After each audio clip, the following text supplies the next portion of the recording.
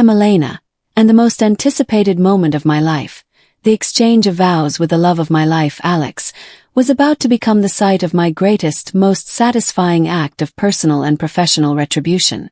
I stood before the 50 closest people in our lives, beneath the high, sun-drenched arches of the picturesque Tuscan courtyard we'd spent a year planning, looking into Alex's adoring, honest eyes.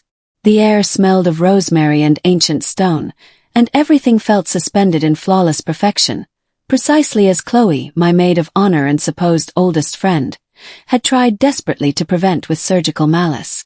The minister, a kind man with a weathered face, prompted me. "Elena, your vows."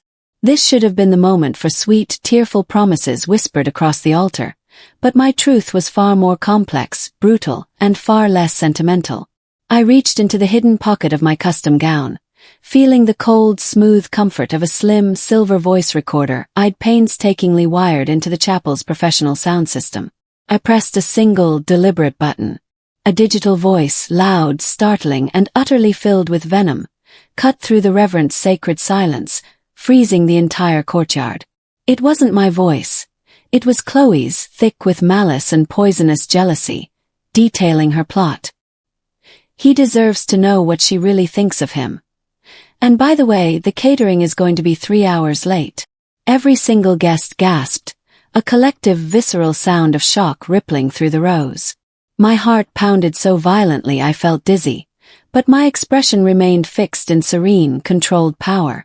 I saw Chloe's face, standing rigidly beside me, drain of all color, her eyes wide with a mixture of disbelief, panic, and utter catastrophic terror. The confession continued to play, Chloe's voice amplified, dripping with venomous self-pity and a chilling sense of control as she meticulously detailed her escalating acts of malice, the false, humiliating vendor reviews posted anonymously, the strategically lost seating chart that mixed bitter rivals, and the intentional misdirection about the honeymoon flights that would have landed us in the wrong country. She even gloated over secretly switching the traditional, sentimental father-daughter dance song to an embarrassing tinny polka that she knew my father despised. The sheer, breathtaking audacity of her betrayal, a thick, poisonous cloud of deceit, hung heavy and suffocating in the Italian sunshine. Richard, my pragmatic father, a man who never showed emotion, shot out of his seat with a speed that startled everyone. His face a mask of furious, disbelieving rage. His eyes locked onto Chloe's trembling, pathetic figure.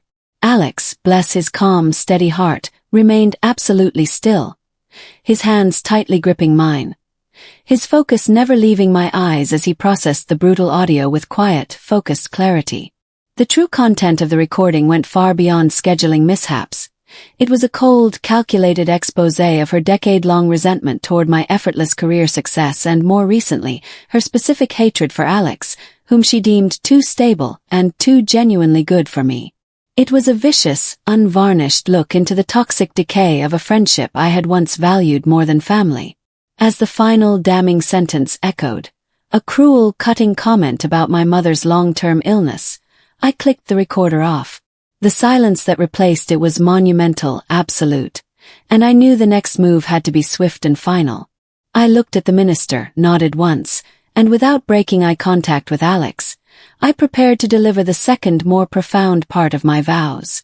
The moment the recording ended, the dam broke into raw, unforgettable chaos. Chloe, finally comprehending the devastating depth of the inescapable trap she had walked into, let out a choked, desperate, pathetic cry that sounded less like grief and more like animal pain. She lunged frantically, attempting to grab the microphone and silence the truth, stumbling and thrashing against the sheer tulle of my veil, tearing a section of the delicate fabric. 2 groomsmen, massive, steady men who had been pre-briefed by Alex for immediate security reasons, moved with startling speed and silent, professional precision, gently but firmly securing her thrashing arms. The high elegance of the Tuscan courtyard, with its classical statues and jasmine scent, was momentarily shattered by the raw chaos of her desperate humiliation. "Elena, you can't. You psycho. I didn't mean it. I hate you. Let me go," she wailed, her voice cracking, the polished performance of the distraught best friend finally giving way to the true, ugly monster beneath the surface. I didn't flinch. I let her struggle, watching the years of masked resentment and poisonous envy finally spill onto the pristine marble floor in a tidal wave of self-pity and defeat. My emotional investment in this moment was the highest price I would ever pay, the total necessary severance of a decades-long toxic bond, but it was worth every tear I had shed over the last year. As they efficiently escorted her, struggling, weeping hysterically, and collapsing in total shame, through the stunned rows of guests, I turned back to Alex, knowing the public severance was complete. The ceremony had been derailed, yes, but our true union was just beginning, built on the solid rock of absolute, exposed truth. The deep, agonizing wound of Chloe's betrayal could only be understood in the context of our twisted, suffocating history. We had been inseparable since kindergarten, sharing matching infinity necklaces and every embarrassing childhood secret, a bond so deep it was almost familial. She was my constant, my confidant, the keeper of all my secrets and dreams, but I now realized with chilling clarity that she was also the meticulous keeper of a poisonous, escalating ledger of my perceived advantages and unearned happiness. Over the last few years, as my digital marketing career flourished, taking me to senior levels, and I found genuine steady happiness with Alex, a subtle corrosive jealousy began to actively poison her soul. She started making small dismissive comments, often disguised as helpful feedback, like suggesting my recent promotion was just luck and good timing, or that Alex was too predictable. This wasn't the spontaneous rage of a moment. This was a slow, calculated decline driven by deep-seated systemic envy. Richard, my pragmatic, emotionally reserved father, had always been instinctively wary of her intense neediness and excessive emotional dependency, but I had always fiercely defended her, blinding myself with the illusion of archaic loyalty. The stakes had been subtly escalating for years, culminating in this final catastrophic attempt to destroy the one pure source of joy I had found. I realized, standing there, that my wedding wasn't just a ceremony. It was the inevitable bloody battlefield where I finally, publicly severed the toxic chain that had bound me to her pervasive resentment for decades. Alex was the only person who saw through Chloe's immaculate performance almost immediately, possessing a keen, quiet intuition and an analytical mind that I, clouded by history and misplaced loyalty, severely lacked. Unlike me, he was never swayed by her dramatic emotional displays or her calculated fragility. From the very moment he proposed, Chloe's passive-aggressive sabotage began its methodical work. She insisted the vintage-style engagement ring was cheap and too small for your finger. She constantly reminded me of his boring, predictable job in corporate finance, and she was always present, hovering, inserting herself into every private moment with a suffocating, almost incestuous intensity. Alex never complained or confronted her directly. He simply observed, patiently and logically gathering emotional data points of her toxicity, often journaling her dismissive comments without judgment, recognizing a pattern I could not see. It was Alex who first used the word sabotage, not in a panicked accusation, but in a calm, chillingly rational assessment of a methodical, evolving pattern of behavior directed at my emotional stability. I now knew the high cost of my denial. I had criminally prioritized an illusion of friendship over the clear, cold truth my intelligent fiancé saw. The realization that my true partner had been fighting this shadow war alone, protecting me silently, fueled my intense, unyielding desire for public, undeniable justice. The wedding planning phase transformed into a sheer psychological minefield, a true test of my sanity and attention to detail that chipped away at my confidence daily. Chloe, positioned perfectly as my maid of honor, had total, unchecked, insidious access to my vendor list, my schedules, and my most vulnerable decision points. Her methods were brilliantly subtle, designed to create maximum stress while maintaining her innocence. She convinced me to hire a baker whose reputation was secretly slipping due to a recent public health scare involving fondant. She accidentally shredded a vital section of the sample silk fabric for my custom dress, and she continually pushed a florist who specialized in dull, muddy autumnal colors, knowing I desperately wanted vibrant spring pastels to match the Tuscan theme. Each setback, each small failure, was delivered with wide, innocent eyes, a trembling lower lip, and a breathless, performative apology. "Oh, Elena, I am so sorry. Wedding stress, I must be completely useless." The financial and emotional stakes were rising daily, as the stress threatened to eclipse the joy of the preparations entirely. I was exhausted, constantly tearful, and convinced I was simply an incapable, disorganized bride. The true gut-wrenching twist was that I was being systematically and surgically undermined by the person I trusted most, and every failure, every single tear I shed, was a deliberate, controlled demolition designed explicitly to make me break. The first definitive clue, the moment my crippling denial fractured completely and permanently, centered on the most sacred, irreplaceable symbol of the day, the dress. My custom hand-stitched gown, which I had adored and which held generations of family history in its heirloom lace, was delivered 2 weeks before the ceremony, and it was a catastrophic mess. The bodice alterations were entirely wrong. The delicate chantilly lace was subtly but vitally torn in an inconspicuous place on the sleeve, and the complex inner bustle was completely missing, rendering it unwearable. Chloe, who had vehemently supervised the final fitting just days before, swore everything was perfect. But the dressmaker, a kind, elderly woman named Maria, quietly pulled me aside, her hands visibly trembling with fear of professional reprisal. "Miss Elena," she whispered, her voice barely audible, "I told your friend the major alterations were not possible on this timeline." She insisted, and then spilled a large coffee near the sewing machine. I cleaned it, but the tear. I swear on my life, I did not make that tear. Maria's hesitation, her palpable fear, spoke volumes of Chloe's coercion and malice. The stakes immediately escalated from mere petty planning mishaps to outright, intentional malicious destruction. I suddenly felt cold, a deep, sickening realization dawning that the entire friendship was a fragile, cruel illusion. I had to know the full, horrible truth, and I knew the only way to get it was by setting an elaborate, inescapable trap that would force her verbal confession. I confided the shocking, painful truth in Alex, presenting him with Maria's frightened account, the shredded fabric samples, and the mounting evidence of suspicious emails and mistaken bookings that only Chloe could have orchestrated with such precision. His reaction was pure, calm, and utterly supportive, confirming my darkest suspicions without a hint of judgment. "She wants to watch you fail, Elena, not just the wedding but you," he said simply, his hand finding mine. "But she won't. We turn this around. We use her own compulsion to hurt you against her, making her the focus." This total partnership was crucial. It instantly transformed my rising panic into focused, cold resolve, giving me a clear, tactical objective. Our wedding had ceased to be a simple ceremony. It had become the target of a hostile entity, and we were implementing a sophisticated counterintelligence operation designed to turn the tables. The first major escalation of the trap was psychological. I pretended to fire Maria, the kind dressmaker, making a loud, convincing, emotional scene witnessed by Chloe at a local cafe. I then tearfully confessed to Chloe that the entire wedding was on the brink of catastrophic collapse, and that I was seriously considering delaying it indefinitely. This scent of failure, this vulnerability, was exactly what Chloe craved, and she immediately became bolder, more helpful, and dangerously smug, believing she had crippled me. I had offered her the illusion of victory, drawing her out into the open for the final, damning confession. The trap deepened with a chilling efficiency that would have made a seasoned spy proud.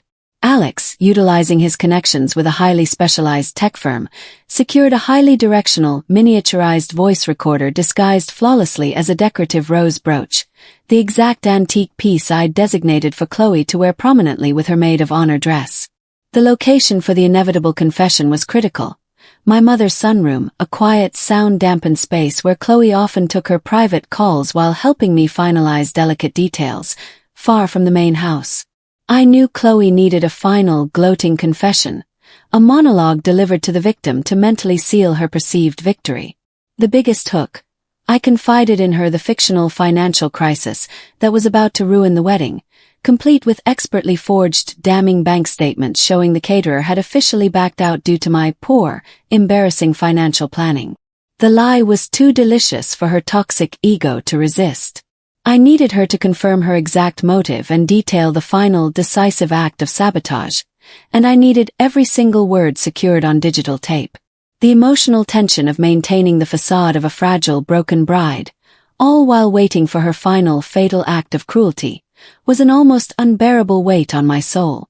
The core of Chloe's grand final sabotage attempt was discovered just days before the ceremony, revealing the terrifying true depth of her calculated malice.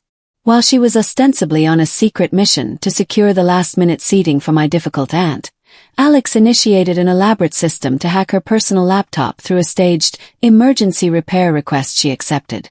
The reveal was sickening, moving beyond petty drama. Chloe hadn't just sabotaged the minor details.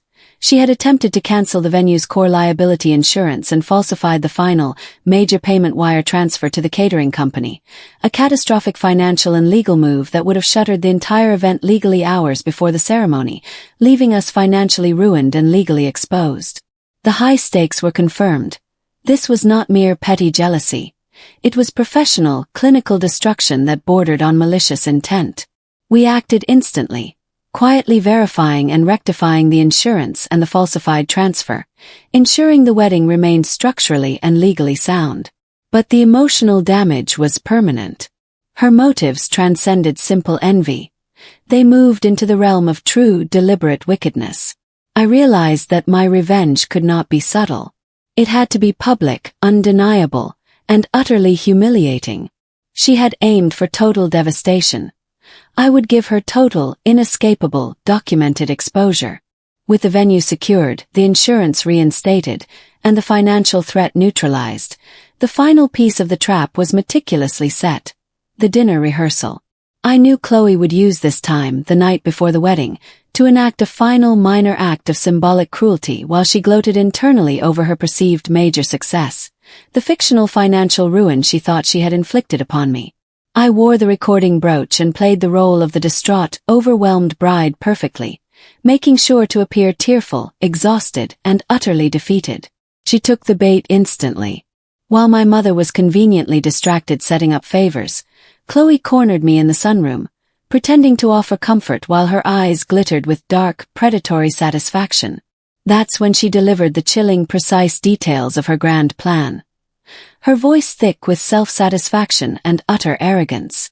She gloated about the cancelled insurance and the financial disaster, detailing how I would thank her for saving me from a bad marriage later.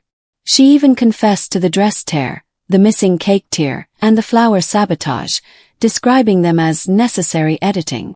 The full, unvarnished truth, the absolute confirmation of her profound evil, was secured forever on the silver recorder. The roller coaster of emotions peaked. Immense relief that I had the evidence, and cold fury at the unimaginable depth of her wicked heart. The wedding morning was a study in rising psychological tension that threatened to overwhelm me with its suffocating pressure. I was calm, almost unnaturally serene, a mask of focused intensity, while Chloe, utterly convinced her final act of sabotage, a last-minute seating change designed to cause a public feud between my father's business associates and Alex's family, was still active, was a nervous wreck. She was constantly checking her phone, fluttering around the venue, desperate to ensure the damage was done, oblivious that we had discreetly switched the seating chart back hours earlier. I watched her, observing the performance of the perfect solicitous maid of honor, knowing the poison she was hiding beneath the pale silk dress. The stakes were no longer about the wedding itself, which was already saved. They were about the ultimate public unmasking of her character before our entire community. I placed the silver recorder on the altar table, disguised beneath a velvet pouch containing my extra vows, ensuring the sound technician was prepped to run the feed when I pressed the button. This was the moment of absolute, complete, total control. The betrayal was her choice. The public, irreparable humiliation would be mine alone to deliver. Walking down the long, flower-lined aisle, the centuries-old courtyard stretching before me, I saw only Alex. His face a beacon of steady love and sincerity, utterly unaware of the microphone in my hand. He looked past the beautiful gown, the thousands of white roses, and the meticulously planned details to the woman he was choosing, the fighter. That unwavering gaze was the true emotional core of my strength. I reached the altar, took his hand, and felt the immense, terrifying weight of the silver recorder in my palm. The entire event, the music, the hundreds of miles traveled by our guests, the financial expenditure, and my entire future reputation, all hung precariously on this single moment. If I faltered, if the sound technician failed to amplify the audio, or if my own resolve crumbled into doubt, Chloe would walk free, escaping justice and poisoning my future memories of the day. As the minister spoke the opening words, I glanced at Chloe one final time. She was smiling, a brittle, triumphant, toxic look in her eyes, utterly certain of her secret success. I met her gaze with my own, a look of serene, controlled power. The show was about to begin, and she had the best, most shocking seat in the house for her own destruction. The timing had to be precise, devastating, and undeniable to maximize the impact and ensure no legal wiggle room. The minister paused after Alex's beautiful, heartfelt vows, turning to me for mine, and this was the crucial, absolute window of opportunity. I didn't want to exchange fake vows after her confession. I wanted the unvarnished, documented truth to punctuate the very commitment we were making. I pressed the button and watched as every single head snapped toward the speakers. Chloe's voice, amplified and chillingly clear across the courtyard, detailed the final petty act of malice. And the best part is, she'll be so focused on her dress and the seating chart fiasco, she won't even realize I switched the officiant's notes for a fake, embarrassing, rhyming poem I wrote about her ex-boyfriends. The gasps were deafening, but the core twist wasn't the poem. It was the sheer, calculated revelation that Chloe had detailed every single step of her minor last-minute acts of cruelty, compounding the gravity of her financial and insurance sabotage. The emotional payoff was instant, a palpable wave of shock, disgust, and anger washing over the gathered guests. Chloe stood there, her hands covering her mouth, her perfect maid of honor makeup ruined by sudden, agonizing tears of utter, catastrophic defeat. Alex's reaction, once the recording abruptly ceased, was the most profoundly satisfying moment of all, confirming my choice in him completely. He didn't erupt in expected fury or embarrassed panic, as Chloe had surely hoped. Instead, he simply reached across the altar, took my hand firmly, and looked me in the eye. His expression one of proud, unwavering certainty. "Elena, I knew you were preparing something," he murmured, loud enough only for me and the minister to hear. "I support you completely. Now let's finish this." He hadn't just trusted my plan. He had trusted my character and my judgment, understanding implicitly that my public humiliation of Chloe was an act of necessary self-preservation, not merely cruelty. This validation was the true, beating heart of my revenge. It proved our partnership was stronger than any outside venom. The minister, a calm family friend who had been discreetly clued in on the drama, regained his composure instantly. With Chloe finally escorted out, struggling and wailing hysterically, the minister smiled and turned back to me. "Now, Elena," he said, his voice firm and kind, "let us hear your true vows." My vows were no longer just promises written on paper. They were a testament to my personal resilience, a declaration of unconditional trust built in the crucible of betrayal and public chaos. I spoke of honesty, unbreakable partnership, and the unwavering belief in our shared future, a future Chloe had tried so hard to dismantle with such malice. The guests, initially stunned into silence, were now deeply, emotionally invested, leaning forward, witnessing not just a wedding ceremony, but a profound, necessary victory of truth. My father and mother, both weeping openly with pride and immense relief, watched as the toxic shadow that had haunted my life for decades was finally, irrevocably banished. The emotional core of the ceremony was now pure, untainted, and immensely powerful, grounded in the clarity of truth. The stakes were fully resolved. The wedding was saved, the truth was revealed, and my faith in my fiancé was ironclad. Chloe's pathetic attempt to destroy my happiness had, paradoxically, strengthened the very foundation of my marriage, making our union a legend of defiance and devotion. The reception that followed was euphoric, transformed instantly from a formal gathering into a massive, joyous celebration of honesty, partnership, and survival. The guests didn't gossip or look uneasy.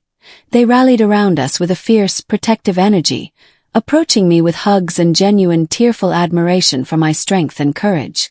My mother, in a moment of quiet candor, admitted she had long suspected Chloe's deep-seated toxicity, tearfully thanking me for finding the courage to expose and sever the bond before it could cause lasting damage. The major twist was that my highly personal revenge had instantly turned into a public message of empowerment for every person who had ever endured a toxic or parasitic friendship. The emotional payoff was exponential. The painful, necessary loss of a bad friend immediately gained me the unequivocal support and admiration of a loving, honest community. The entire incident became the defining, thrilling part of the day, a powerful story of how truth, when delivered with courage and strategy, prevailed over years of deceit. I realized that by being firm, decisive, and surgically precise, I hadn't been cruel. I had been just, and that was the greatest relief of all. Chloe's immediate dramatic fallout was swift, complete, and professionally devastating, sealing her fate socially and professionally. Her parents, utterly mortified by the public scandal, the detailed audio confession of malice, and the resulting community outrage, immediately offered a profound, tearful apology to my father and mother, confirming they would be severing all contact with their daughter, unable to bear the shame. The financial twist emerged through her father, a successful local contractor. He quietly offered to pay for a significant portion of our honeymoon as a form of official, desperate reparations and silence money, which Alex and I politely but firmly declined. We didn't want their money. We wanted their distance and the finality of their permanent separation from our lives. Chloe's frantic, escalating attempts to contact me, a flood of text messages ranging from desperate, pathetic apologies to hysterical, illogical threats, were blocked instantly by Alex, who ran a tight digital security perimeter. The most satisfying revelation was that several mutual friends, who had long suspected her two-faced nature and quiet malice, reached out to me, confirming their own past experiences with her subtle sabotage and emotional manipulation. Her entire web of deceit had been completely unraveled, leaving her isolated, professionally shamed, and utterly alone. The deeper psychological twist emerged in the quiet stillness of the weeks following the wedding, explaining the true, corrosive motive behind Chloe's decades of malice. My mother, in a moment of quiet, tearful reflection over a cup of coffee on our return, revealed a long-buried family secret. Chloe's own mother had been fiercely and constantly competitive with my mother years ago, viewing her as an impossible standard, and Chloe had grown up witnessing and internalizing that same toxic, consuming envy. Chloe's hatred for Alex wasn't personal. It was a generational projection of failure and emotional lack. She couldn't stand that I had achieved the stability, professional success, and unconditional love that her own parents' volatile, unhappy marriage had always lacked. This profound realization transformed my residual anger into profound, heartbreaking pity. Her sabotage was not an attack on me, but a desperate, pathetic, inherited attempt to confirm her worldview that no one deserved true, uncomplicated happiness. My revenge, therefore, wasn't just about exposing a bad friend. It was about breaking a vicious, generational cycle of inherited emotional damage, and I had done so spectacularly, permanently freeing myself and my family. The legal fallout, which Chloe's humiliation predictably triggered within weeks, became the next, unavoidable, and final escalation. Driven by blind fury and a cheap lawyer funded by her shamed parents, Chloe filed a baseless suit against me, alleging defamation, severe emotional distress, and illegal interception of private conversation to invalidate the public confession. This was her final, predictable, desperate move. Alex and I met with our own legal counsel, who were fully prepared for this exact, predictable tantrum. The definitive twist was that we immediately filed a devastating countersuit, leveraging the irrefutable evidence of the cancelled venue liability insurance and the falsified wire transfer. Actions that moved her betrayal from simple defamation into potential criminal fraud and attempted financial sabotage. Her legal team immediately backed down. The risk of criminal exposure, coupled with the undeniable nature of the recording, which took place in my mother's sunroom, not a private space, complicating her claim, made her case impossible to pursue. The legal threat dissolved into a whimper, securing the recordings permanently as evidence and ensuring her total legal defeat, the ultimate financial resolution, the final closure of all old debts and the establishment of a lasting legacy, came soon after. Alex and I had firmly rejected the substantial cash offered by Chloe's father for reparations.